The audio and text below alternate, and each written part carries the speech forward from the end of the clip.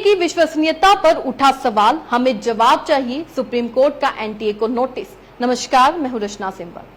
नरेंद्र मोदी सरकार के तीसरे कार्यकाल की शुरुआत होते ही सुप्रीम कोर्ट ने एक अहम मुद्दे पर सरकार को फटकार लगाई।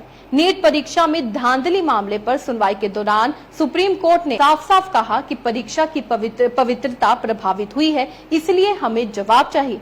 एनटीए को मौके की नजाकत को समझना चाहिए और छात्रों को आश्वस्त करना चाहिए। प्रेस रिलीज से दिए गए जवाबों से छात्र इस समय संतुष्ट नजर नहीं आ रहे हैं। आप लाखों छात्रों के सवालों को नजरअंदाज नहीं कर सकते, आपको उनकी एक एक बात का जवाब देना पड़ेगा। अब तो सुप्रीम कोर्ट ने भी जवाब मांग लिया है। इस बार नीट के पेपर भी लीक हुए, लेकिन एनटीए ने अपनी प्रेस रिलीज में फिर से वही दोहरा दिया था कि कोई पेपर लीक नहीं हुआ है। क्या अब एनटीए नकार देगा कि कुछ गड़बड़ी हुई ही नहीं है? एनटीए को जवाब देना चाहिए कि जब तय था कि 14 जून को रिजल्ट आएगा, फिर 4 जून को रिजल्ट जारी क्यों किया गया? जिस दिन चुनाव के नतीजे आ रहे हैं, उसी हंगामे में आप रिजल्ट जारी क्यों कर रहे हैं? आपको बता दें, सुप्रीम कोर्ट में 11 जून को नीट परीक्षा को रद्द करने और दोबारा एग्जाम करवाने की मांग करने वाली याचिकाओं पर सुनवाई हुई। इस दौरान सुप्रीम कोर्ट ने नीट एग्जाम करवाने वाले नेशनल टेस्टिंग एजेंसी यानी एनटीए को नोटिस जारी किया और उससे पेपर लीक को लेकर जवाब मांगा। अदालत ने कहा कि एनटीए की विश्वसनीयता पर सवाल उठा है, इसलिए हमें जवाब चाहिए। कोर्ट ने काउंसलिंग रोकने से भी साफ इनकार कर दिया। जस्टिस विक्रम नाथ और एहसानुद्दीन अमानुल्लाह की पीठ ने नीट एग्जाम को रद्द करने की याचिका पर सुनवाई की।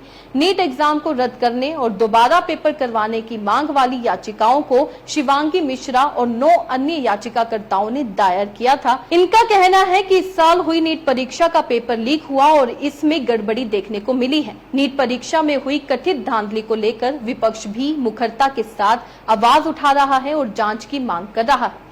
एनटीए की विश्वसनीयता पर उठा सवाल, सुप्रीम कोर्ट। बता दें, जस्टिस अमानुल्लाह ने कहा कि विश्वसनीयता पर सवाल उठाया गया है, इसलिए हमें उत्तरदाताओं से जवाब चाहिए। जस्टिस नाथ ने आगे कहा कि नोटिस जारी किया जा रहा है और इस बीच एनटीए को जवाब दाखिल करना होगा। काउंसलिंग को शुरू होने दिया जाए, हम इसे नहीं रोकने वाले हैं।